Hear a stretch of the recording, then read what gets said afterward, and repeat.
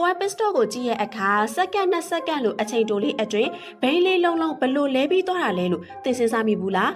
F1 ကားပြိုင်ပွဲမှာ pistol ဟာအရေးအပါဆုံးကဏ္ဍတစ်ခုဆိုလဲမမှားပါဘူး။မတူညီတဲ့တာယာအမျိုးအစား2မျိုးအသုံးပြုရပြီးအနည်းဆုံးတစ်ချိန် pistol မှာတာယာလဲနိုင်မှသာစီးမြင့်တဲ့ကိုက်ညီမှာဖြစ်ပါတယ်။တာယာတွေဟာပြိုင်နေရင်ပုံပဲ့ပျက်စီးလာပြီးအရှိန်ကျတတ်တာကြောင့်ပုံမမြန်ဆန်တဲ့တာယာအသစ်ကိုလဲလှယ်ဖို့အတွက် pistol ဝင်ရခြင်းဟာပြိုင်ပွဲမှာအရှိန်မြင့်တဲ့ကားတစ်ခုဖြစ်ဖို့ရန်အရေးအပါဆုံးနည်းပြုဟာဖြစ်ပါတယ်။ pistol ရဲ့အဓိကအရေးကြီးဆုံးအချက်ကတော့ pit crew team ဖြစ်ပြီးအဖွဲ့ဝင်အယောက်20ပါရှိပါတယ်။အယောက်20ထားရှိရခြင်းဟာကားဟာ pit lane မှာရပ်လိုက်တာနဲ့ဘိန်းလေးလုံးအားတပြိုင်နက်တည်းဖြုံးတက်ဆက်ချွေမှုရှိမရှိစစ်ဆေးပြီးကားကိုပြိုင်ကားလမ်းသို့အချိန်မီပြန်ရောက်နိုင်မှုရဲ့အတွက်အချိန်အရေးအတွက်များစွာအထူးလေ့ကျင့်ထားတာပဲဖြစ်ပါတယ်။ pit crew သုံးတဲ့စက်ပစ္စည်းကိရိယာတွေဟာလည်းတာမန်တော့မဟုတ်ပါဘူး။ဘိန်းတွေကိုဖြုတ်တက်ဖို့သုံးတဲ့ impact wrench လို့ခေါ်တဲ့လေထိုးဝတ်ဦးလက်ကိရိယာတွေဟာအချိန်အတိုအတွင်း